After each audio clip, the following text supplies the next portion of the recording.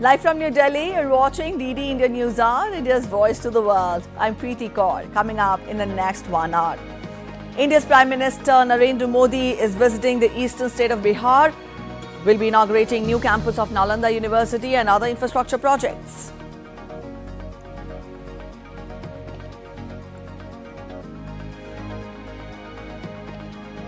Talks between Russian President Putin and North Korean leader Kim Jong-un begins.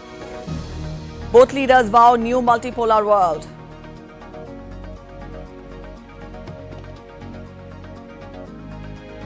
US President Joe Biden unveils one of the largest immigration plans, allowing hundreds of thousands to gain the country's citizenship. And proud moment for India again. Neeraj Chopra wins gold medal in men's javelin throw at Pavanomi Games 2024 in Finland, ahead of the upcoming Paris Olympics.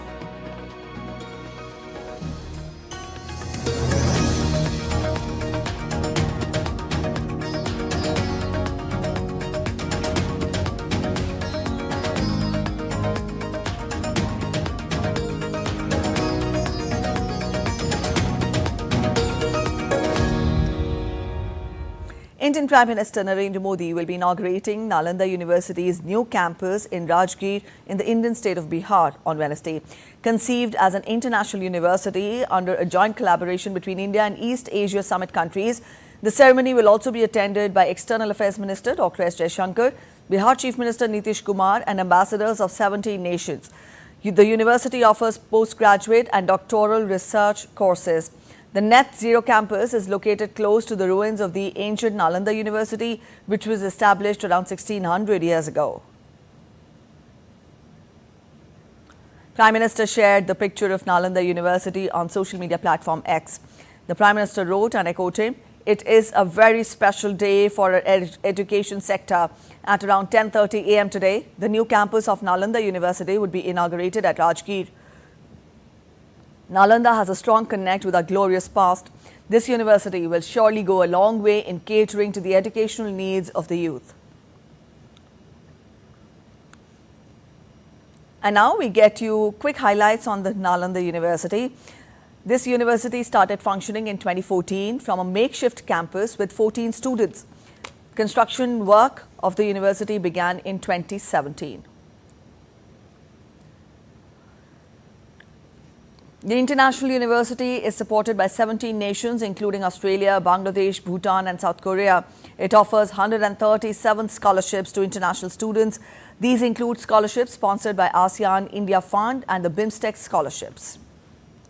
It has 6 schools, including the School of Buddhist Studies. With 40 classrooms, the university's 2 academic blocks have a seating capacity of nearly 1,900.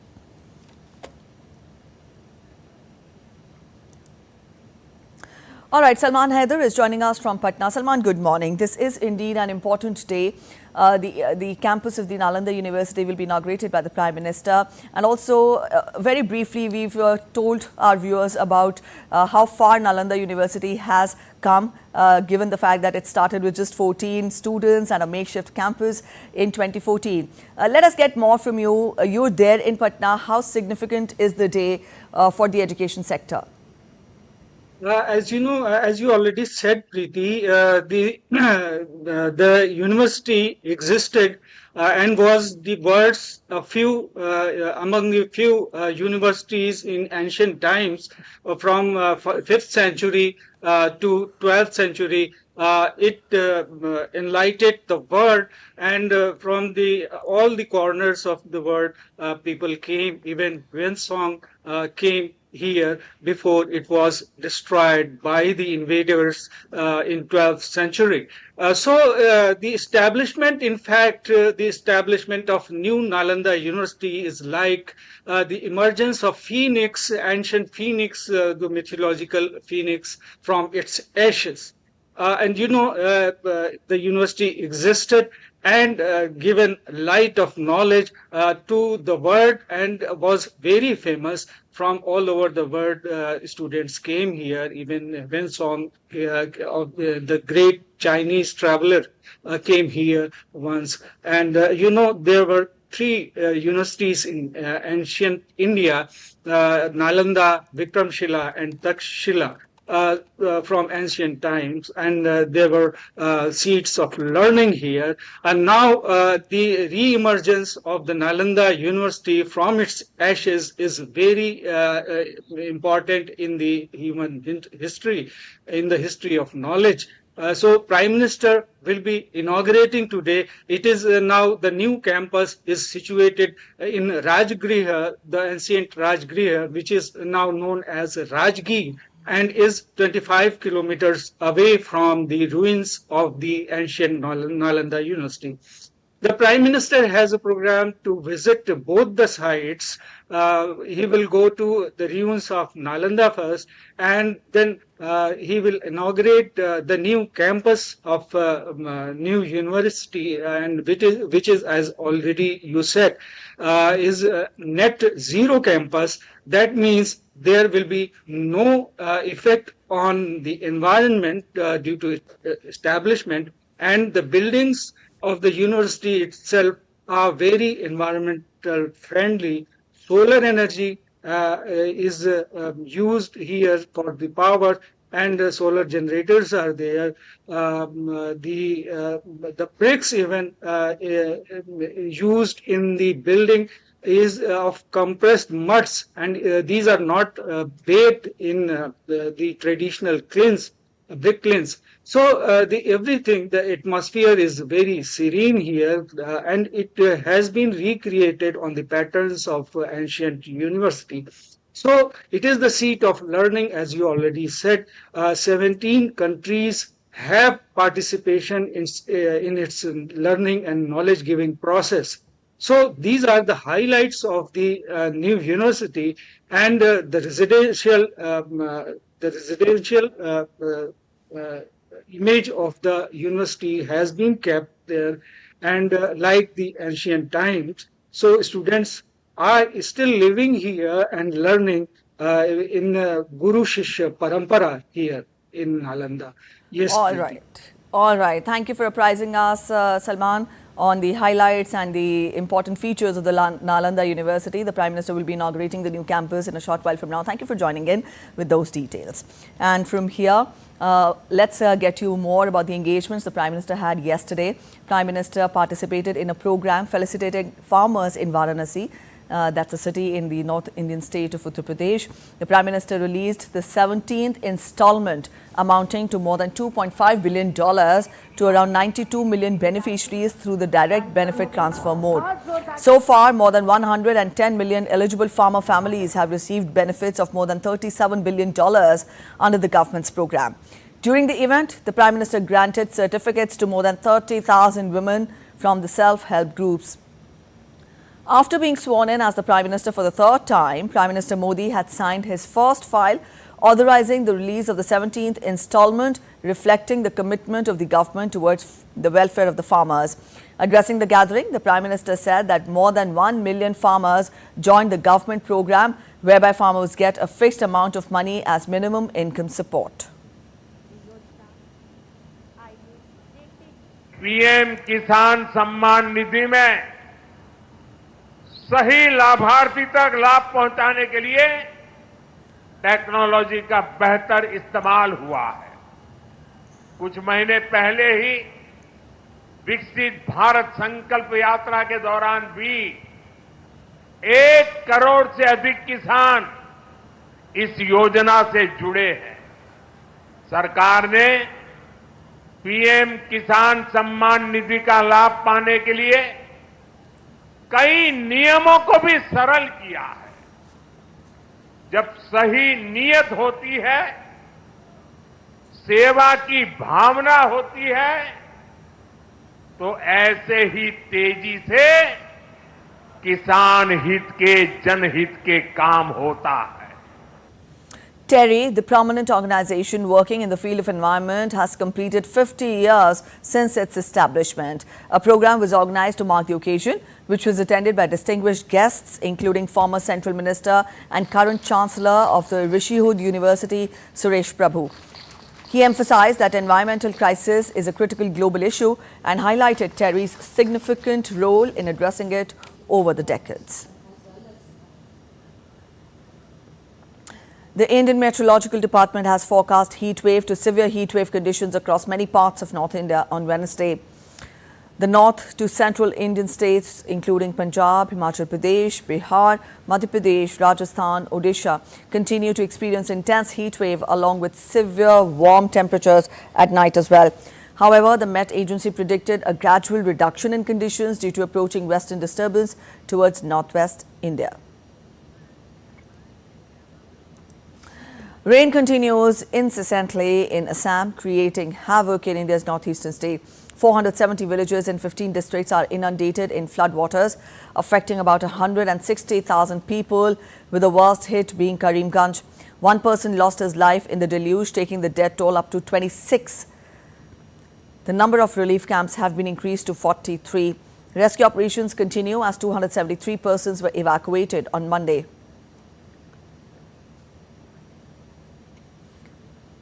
The Met Department has issued red alert for Andhra Pradesh, in fact Arunachal Pradesh, Assam, Sikkim and sub-Himalayan West Bengal today.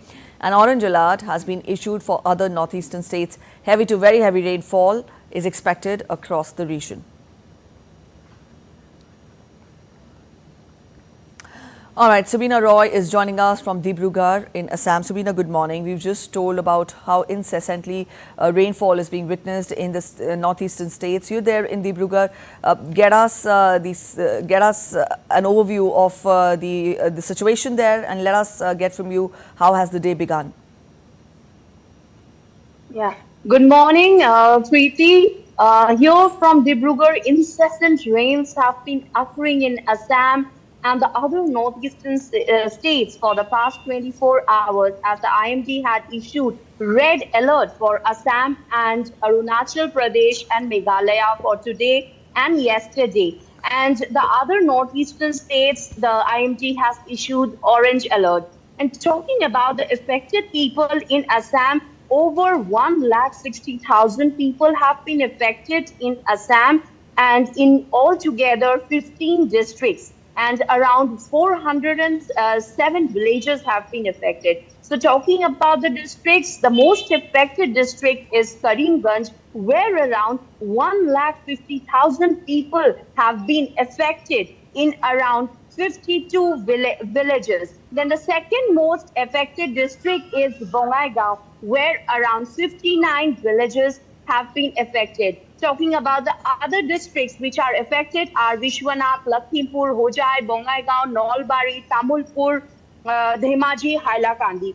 Yesterday, one death had occurred in Hailakandi, taking the death toll to 26 in the Assam floods, in the first wave of floods in Assam. Yesterday, rescue operations were on, and around 43 relief camps were set up in Assam yesterday, and around 273 people were evacuated by the NDRF and SDRF. And the inmates living in the relief camps have increased to around 5,000. Now, the interesting thing is that, Preeti, this time the lower Assam has been affected by floods. So the most affected district is Karimganj, and the Kopili River is flowing above danger level. Now, talking about the upper Assam, in Dibrugarh, the Brahmaputra is flowing at 104 meter, which is just 1 meter below the danger level. And talking about Siang has also almost touched the danger level, touching to 150 meter, and the Lohit in Teju has almost touched the danger level. So these rivers are also seeing an overflow of water due to the recent rains, Preeti. And talking about the overall northeast, Sikkim, in yesterday, landslides have been occurring in Sikkim, Right. and that's why the rescue operations were on, right, Preeti? All right, so that was an overview of the current situation in the northeastern states of the country with regard to heavy rainfall that is being witnessed there. Thank you so much, Subina, for joining us with those details. And as our correspondent also put forth, the evacuation of stranded tourists continued on Wednesday in North Sikkim's Mangan. More than 1,200 tourists have been stranded in North Sikkim since June 12th due to extreme weather. Troops of 3 Shakti Corps are assisting civil administration in the rescue operations. Due to the large number of landslides, tourists are being taken on foot and by vehicle in the stretches where connectivity exists. Indian Army also installed more than half a dozen telephone booths.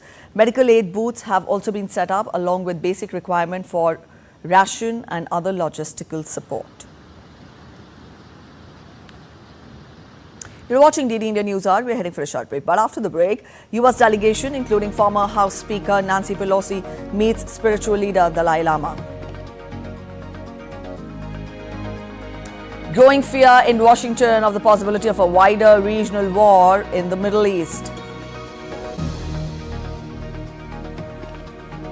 South Korea orders doctors to return to work amid prolonged strike.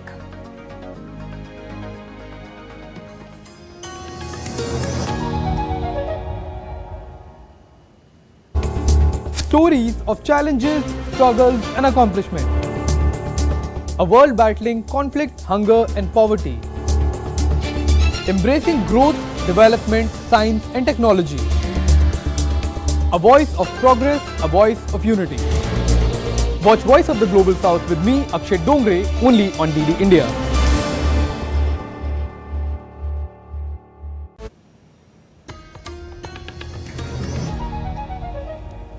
Welcome back after the break. You're watching DD India News Hour. Let's get to international updates. The talks between Vladimir Putin and North Korean leader Kim Jong-un have begun as Russian President Vladimir Putin is in North Korea, marking his first visit in 24 years.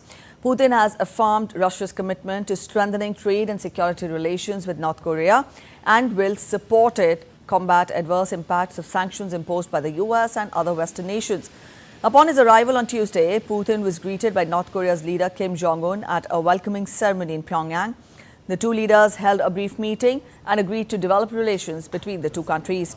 Putin and Kim are scheduled to meet again on Wednesday for one-on-one discussions as well as signing of documents and a statement to the media.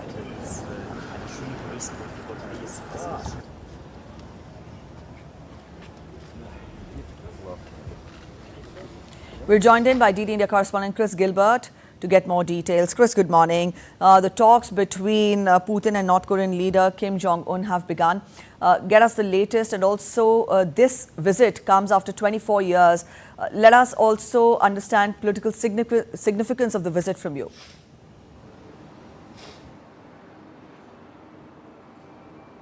The latest is that they are talking more or less right as we speak. There are two talks that are happening. There's one between the delegation, it's kind of a wider talk, and the top brass of the government of Russia is in attendance. The foreign minister, the space minister, the energy minister, the defense minister, amongst others, the deputy prime minister. So there are those talks that are going on, and then as you said, there's going to be a one-on-one summit between the two leaders. They are going to be talking for about 90 minutes. With a number of documents set to be signed after that, a strategic partnership agreement as Russia looks to pivot towards Asian markets under the sanctions it's currently under. North Korea looking to increasingly rely on neighbors such as China and Russia for just the essentials, really, as it's really been crushed by sanctions as well, without any kind of assistance for such an incredibly poor country. Look, the significance of this is being widely discussed. A lot is being made in the Western press, a lot of concern and hand-wringing over these two countries, although experts are reminding that these are not two wealthy countries, they're not two incredibly powerful countries. Russia is bogged down in, this long-running conflict in Ukraine, which is drying up a lot of its resources. But the main concern for organizations like NATO, for the Pentagon, is that if this does result in more supplies heading into Russia, that could extend its fuel to continue the war in Ukraine even longer. But China has waded in to the conversation as well, saying that it welcomes the meeting, that Russia, it welcomes any meeting between two long-standing neighbors, and that it's not surprising really that China says, and the Global Times analysts have reported that they are seeking closer friendship and closer partnership due to the isolation that has been effectively thrust upon them, China says, by the Western Hemisphere. All right, Chris, given the geopolitical concerns, the geopolitical challenges, how do you evaluate the prospects of this affiliation between the two countries pitted against the concerns of the West?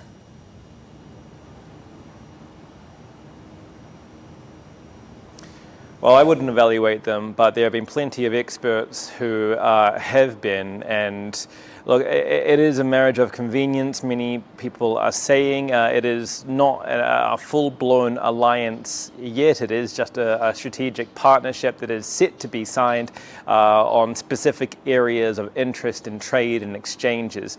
As I say, the US is concerned that this might include munitions heading from Pyongyang into Russia. And there are many voices at the moment in the media coming out from the United States saying that this is happening, although there has not been specific proof given of these shipments. Intelligence is quite thin on the ground, and both countries are denying it. There is another aspect to this, which is the result for North Korea, which is not just potentially being financially or better off in terms of resources, but being emboldened with the visit of a powerful leader coming through.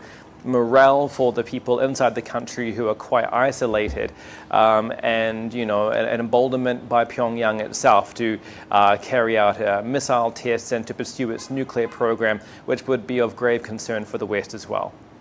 All right, Chris, we'll leave it here. Thank you for joining in with those details. And the United States has voiced concerns about closer ties between Russia and North Korea, saying that the deepening cooperation between the two countries is of concern for anyone that's interested in maintaining peace and stability on the Korean Peninsula. The deepening cooperation between Russia and the DPRK is something that should be of concern, especially to anyone that's interested in maintaining peace and stability on the Korean Peninsula. But also supporting the people of Ukraine as they continue to fight against Russian aggression. And so, of course, you're well aware of DPRK providing ammunition and weapons to Russia that's been able to help them perpetuate their illegal and unprovoked war against the Ukrainian people. So it's something that we're going to continue to keep an eye on. And in news just coming in, the U.S. congressional delegation, including former House Speaker Nancy Pelosi, met spiritual leader Dalai Lama in the hill town of Dharamshala. The delegation also attended the ceremony at the temple. The delegation also met Tibet's state oracle Nechung. State oracles have predicted many things in the past, including the Dalai Lama's exit from Tibet in 1959. A purpose of the visit is to reinforce the resolution that the U.S. signed for peaceful resolution of a dispute over the status and governance of Tibet.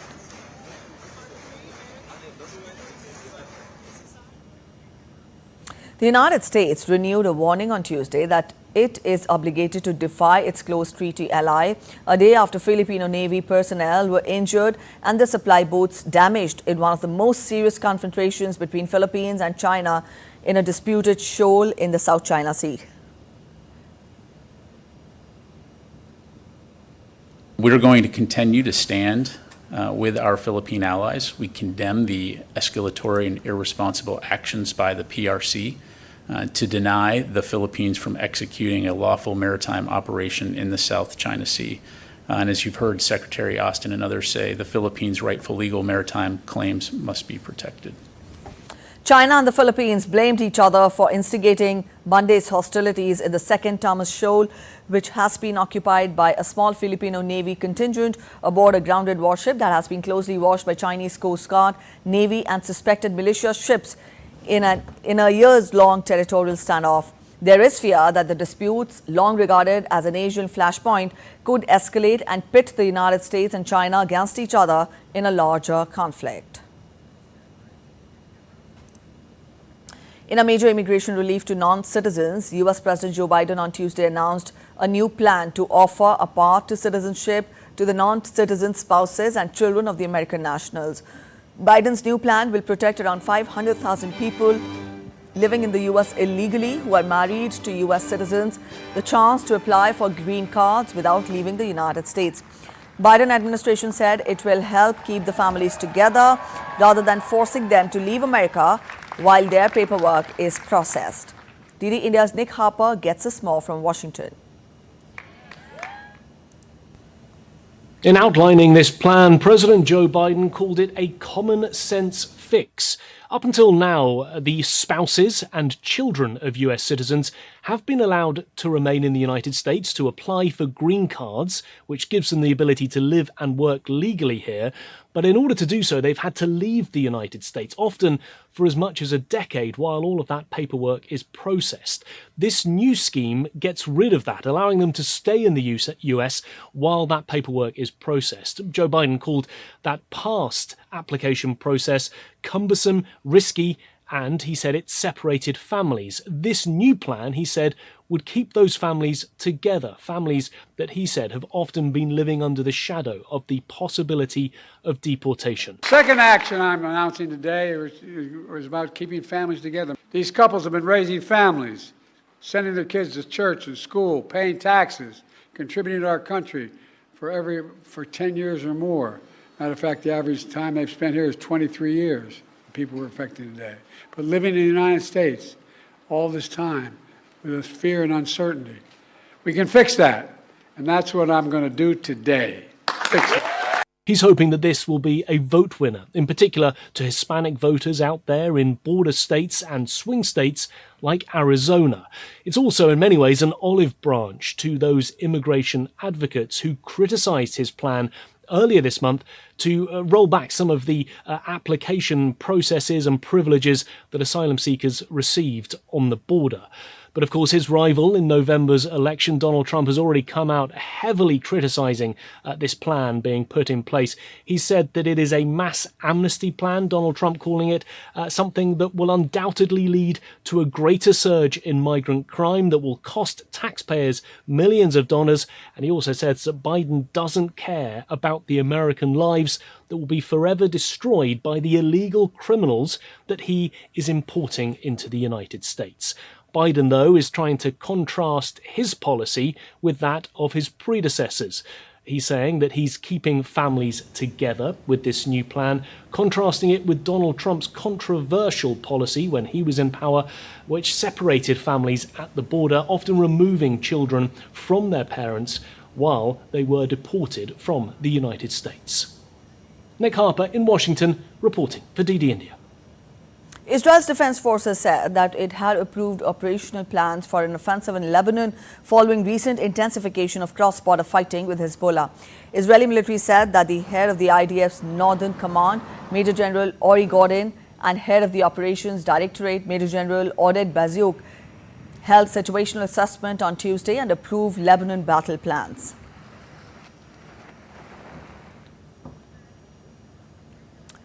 There is growing fear in Washington of the possibility of a wider regional conflict in the West East if fighting between Israel and Hezbollah isn't brought under control through diplomatic means. The Lebanese group says it will keep attacking inside Israel so long as the conflict in Gaza continues. Sarah Coates has more from Tel Aviv.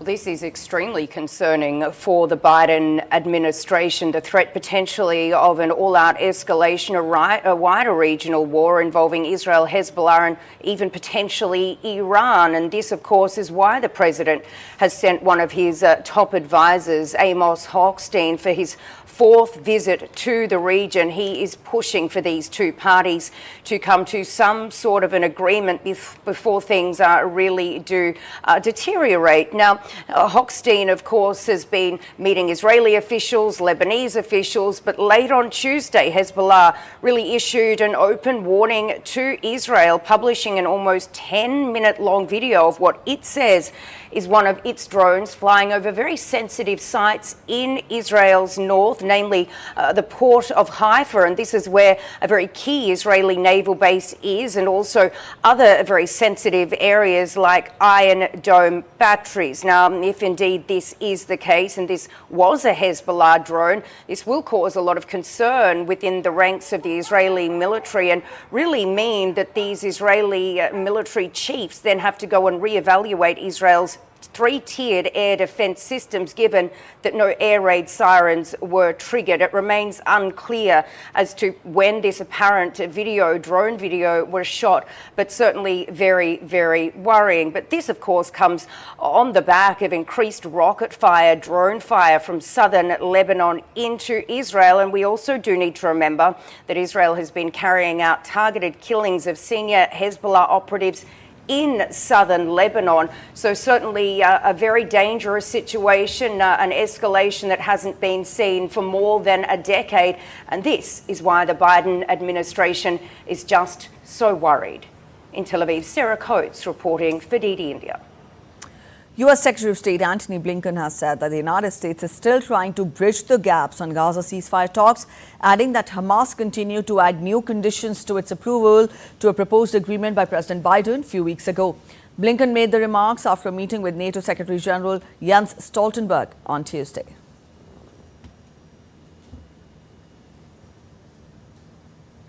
South Korea's largest lobby group for doctors held a one-day walkout on Tuesday as part of months-long protests that began in February against the government's healthcare policies. Thousands of medical practitioners gathered in Seoul, protesting against the government plans to increase annual medical school admissions.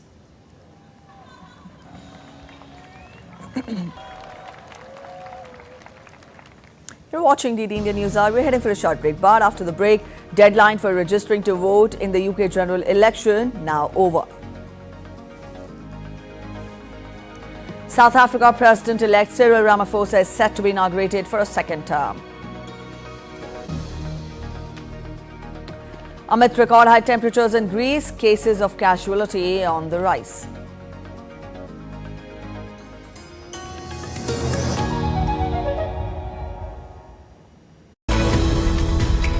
We just don't bring you the news as it unfolds. We get to the heart of the matter. We don't just present facts. We demystify complex social, political and economic events. We break stories that shape the world's present and future because you deserve the truth. I am Tanvi Taneja from New Delhi. I'm Ollie Barrett from London. I'm Nick Harper from Washington, D.C.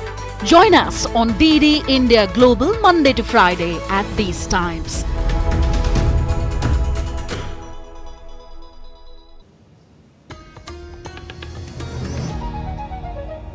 Welcome back after the break. You're watching DD India News Hour and I'm Preeti. The deadline for registering to vote in the UK general election has now passed. Britain goes to polls on 4th of July after Prime Minister Rishi Sunak called a snap election. His Conservative Party looks set to lose to the opposition Labour Party unless there is huge change in public sentiment between now and the election day. Ollie Barrett gets us more from London.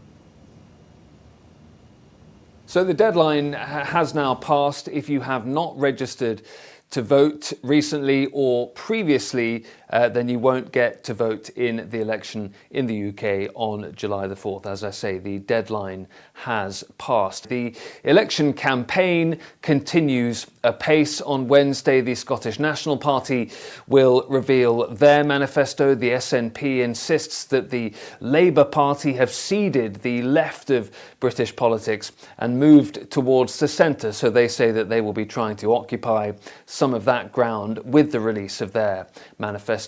Labour, the Conservatives, the Reform Party of Nigel Farage, the Liberal Democrats have all already released their manifestos during this campaign. The economy, immigration continue to remain central issues in this election campaign so far. Health and defence spending as well. We are moving towards the last 2 weeks of the election campaign, and the polling continues to suggest that the opposition Labour Party could well be on for a sizable win and a sizable majority after July the 4th. But the Conservatives insist that they can still close the gap. The former Prime Minister Boris Johnson is being used more in campaigning now. The current Prime Minister Rishi Sunak says that he believes that might make a difference. Rishi Sunak is being urged by some Conservatives to get a little bit more aggressive when it comes to his campaigning. It does look very difficult indeed for the Conservatives to try and close that gap. The Reform Party, led by Nigel Farage, right of centre, anti-immigration, have been surging in the polls, getting up to and even beyond the Conservatives at times, something that worries Conservatives very much, but also something that might worry Nigel Farage as well, is that one new poll from YouGov says that 55% of British voters believe that Nigel Farage would be a bad or terrible Prime Minister. So it's not all good news when it comes to the polling for Reform UK.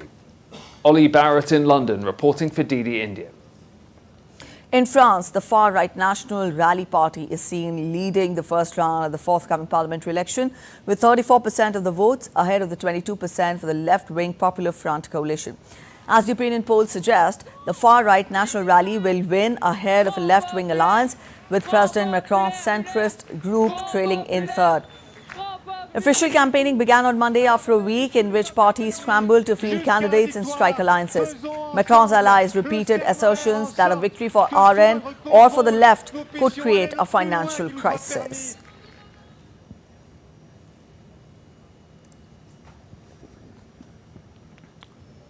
South Africa President-elect Cyril Ramaphosa is set to be inaugurated for a second term. With the government of national unity his party created poised to protect him from being unseated. Now, this alliance was formed after May 29th election failed to produce an outright winner. DD India's Isaac Lucando has more on this. Cyril Ramaphosa is set to begin his second term as president with a celebration featuring song and dance performances by a variety of local artists. However, the festivities mark the end of the excitement. Ramaphosa faces the daunting task of forming and effectively managing a government of national unity. The 5 political parties that have officially agreed to participate in this unity government are bracing for a battle over cabinet positions. Together, these parties hold 273 seats, comprising 68% of the seats in South Africa's National Assembly. With a population eager for socio-economic improvement, Ramaphosa's challenges extend far beyond the cabinet appointments. 2 political parties are contesting the results of the May 29th elections, and a new impeachment bid against the president is in the works. The coming weeks and months will be crucial for both Ramaphosa's political career and the trajectory of Africa's largest economy. Isaac Lucando in Dar es Salaam, reporting for DD India. Let's get to other updates now. Post-fire, a blazing wildfire burning northwest of Los Angeles has burned more than 15,000 acres. According to authorities, the fire has been blazing since June 15th and forced the evacuation of over 1,000 people. Firefighting crews have been working on dousing the fire for days in some of the most inaccessible areas in the region. A mini tornado hit northern France's Car-le-Point commune on Tuesday. Firefighters said 34 houses had suffered damage, mainly to their roofs, and one farm building had partially collapsed. There were no reports of injuries. Amid record high temperatures in Greece, cases of tourist casualty are worrying the new visitors. Some tourists who arrived by boat to the remote Matraki Island on Tuesday are now being cautious in the island nation as temperatures soar above 40 degrees Celsius.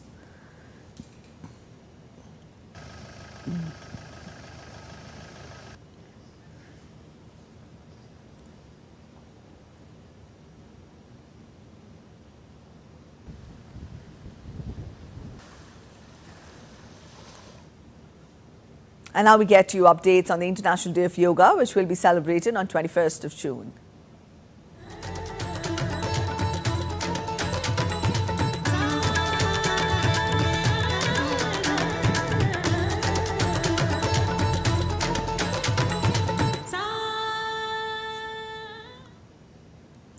The world will mark the 10th International Day of Yoga on June 21st, celebrating a timeless practice that celebrates oneness and harmony.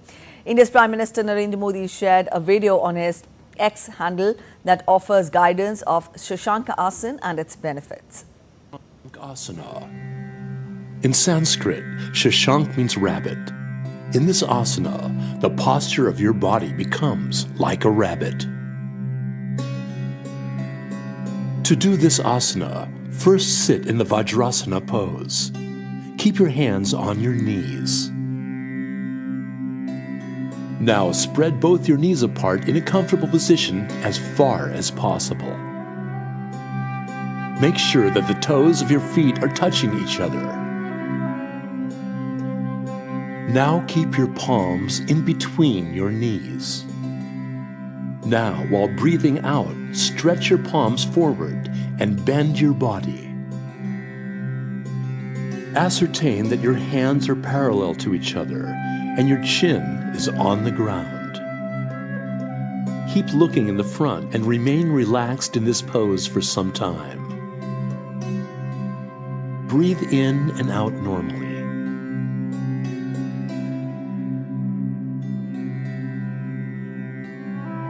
Shashank Asana gives relief from constipation and improves the digestive process. This asana also gives you relief from back pain. Patients suffering from high blood pressure should take precautions while doing this asana. Patients suffering from arthritis of the knees should perform this asana with care or avoid doing it. Avoid doing this asana if you are suffering from excessive pain in your back. After staying in this posture for some time, while breathing in, come up and straighten your body. Now, while breathing out, come back in the Vajrasana pose. Now, while bending your body in one direction, stretch out both your legs in front of you and come into the Vishramasana pose and relax. Practicing Shashank Asana regularly helps in decreasing your tension and anger. The Consulate General of India in Jaffna conducted a yoga session at Urani Preach, Valvetturai on Wednesday. In a social media post, the Consulate General shared pictures and video of yoga formations and Surya Namaskar. The International Day of Yoga will be celebrated on 21st of June.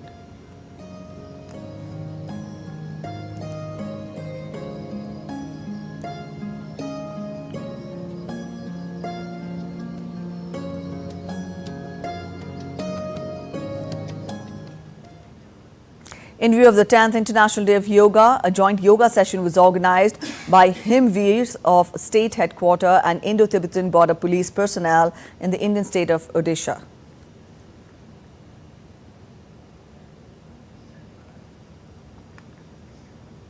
And now we get you all the updates on the 18th edition of Mumbai International Film Festival.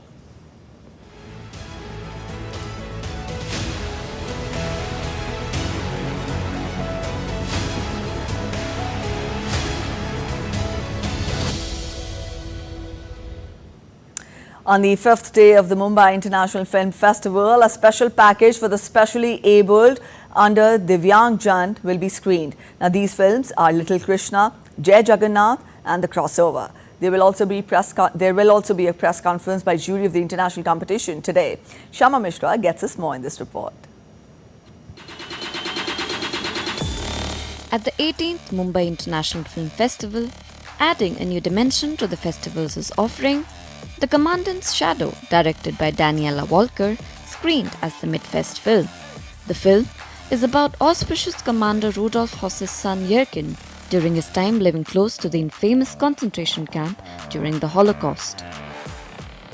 Renowned wildlife filmmaker and cinematographer Alphonse Roy, while conducting a masterclass on the topic exploring the wilderness, Indian wildlife documentaries and conservation efforts, delve into the intricacies of creating documentaries about conservation initiatives and Indian wildlife. One of the larger reasons behind moving into feature film was the times when I shot wildlife films, it was all shot on film. And India had only Doordarshan, the only television, which did not have the multiple. This year, MIFF has provided a platform for student filmmakers to exhibit their talent to film connoisseurs and enthusiasts. A selection of students' film package was showcased at a session. More than 40 short films across India have been selected for screening. The student film package includes projects from institutions such as the Film and Television Institute of India, Satyajit Ray Film and Television Institute, Whistling Woods, among others. The student project films of FTII include Pochamma, Void and the Blues, and Champaran Mutton. Another session to discuss an animation with the topic The Evolution of Animation Film and their enduring appeal to youth and grown-ups was organized.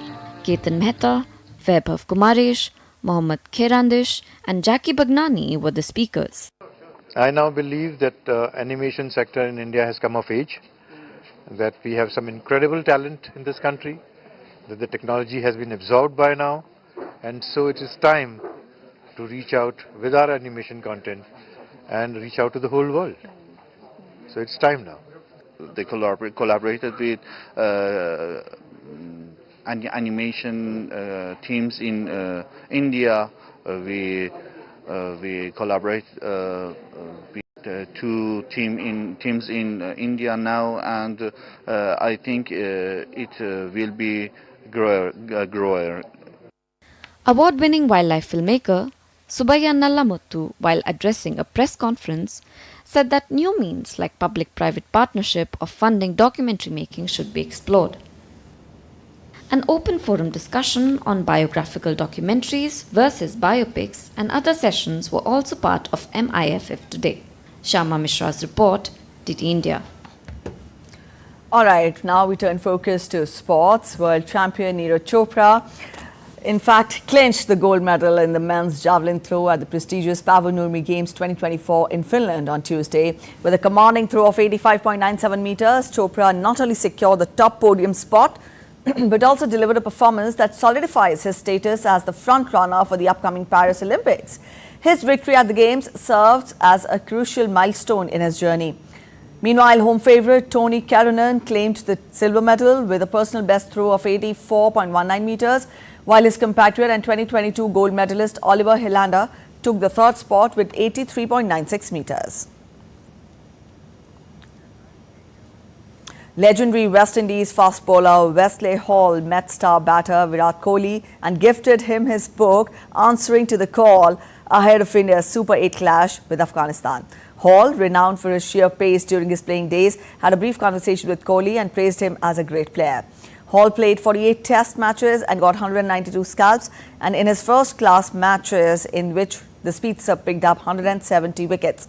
He also stated that West Indies and India are strong favourites to win the trophy.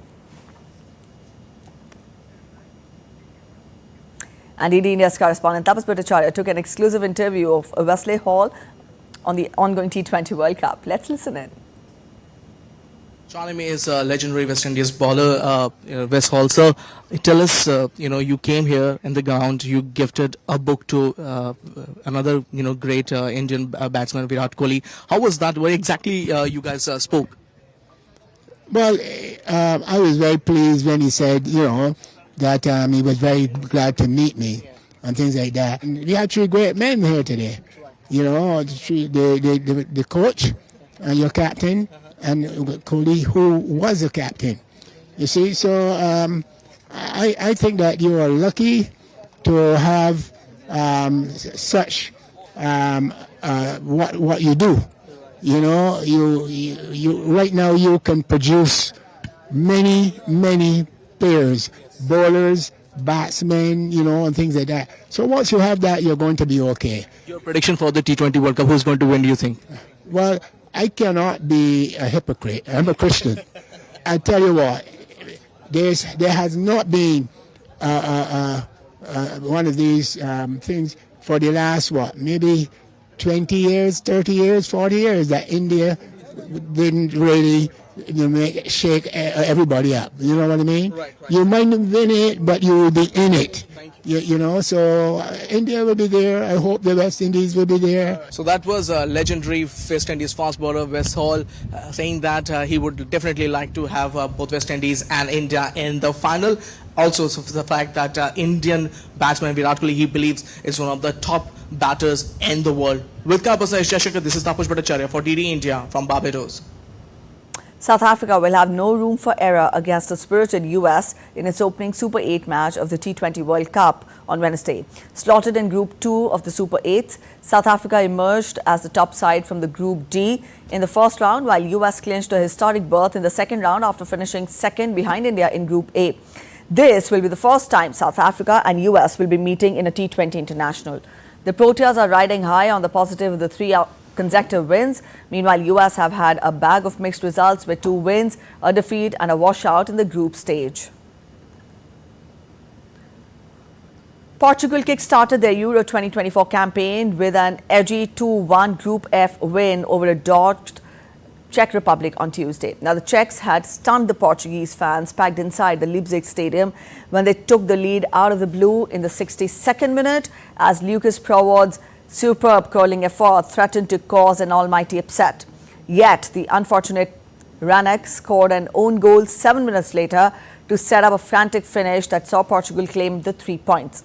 Earlier, Turkey beat Georgia for 3-1 in a dramatic battle under the rain. A stunning long-range strike from teenager Arda Güler helped lift Turkey to a win in their Euro 2024 Group F opener against debutants Georgia.